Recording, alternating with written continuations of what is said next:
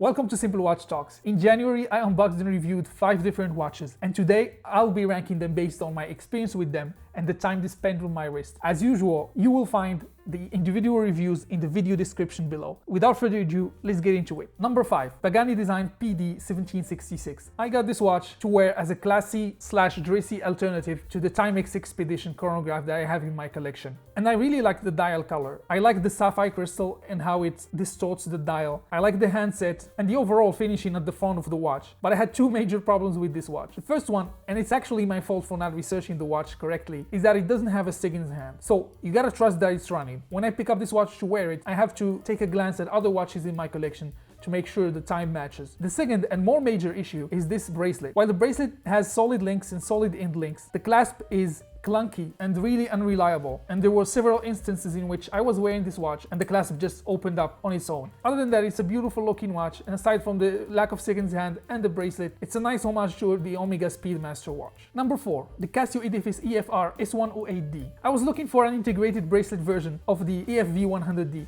a watch that I like a lot, and I came across this one and I just pulled the trigger. And as you can see here, the dial color is actually pretty cool. The way it plays with the light, the indices, the finishing on the dial, the fact that it has a sapphire crystal and offers 100 meters of water resistance, and also the case finishing for an integrated bracelet watch at this price point is great, and it is a very thin watch. So all the ingredients are there. Unfortunately, this is an integrated bracelet watch, and the bracelet is not great. I mean, it's reliable, you can wear it, however the style of the bracelet does not match the style of the watch. As we can see here, the bracelet has these rounded soft edges to it, and the front of the watch has these decisive cuts. But for the right price, and if you're willing to look past the bracelet, this watch is a no-brainer for a good quality entry-level integrated bracelet watch. Number 3, the Casio DW-291H. There are few watches out there that offer as much value as this watch offers. We have 10-year battery, 200 meters of water resistance, mineral crystal glass, and a really solid belt watch for just under $40. This watch here offers everything you will ever need. It offers a wall time function,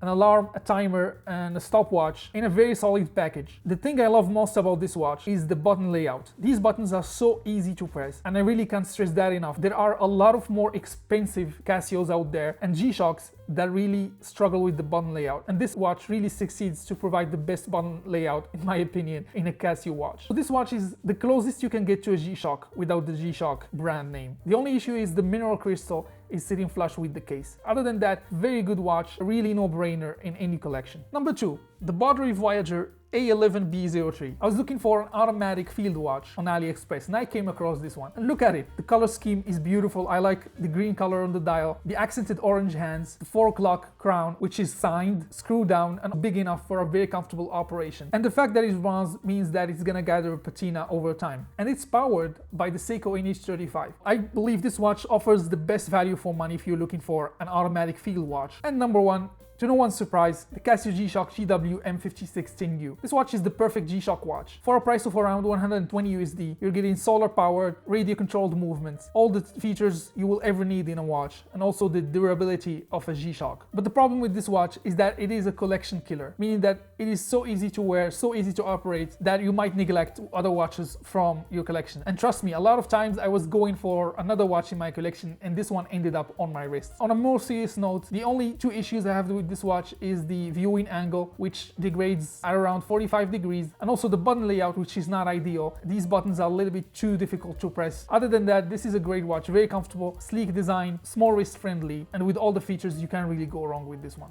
So there you have it. Here are all the watches. In case you have any of these watches in your collection, please share with us your experience in the comments section. If you enjoyed this video, please leave a like and also consider subscribing to the channel.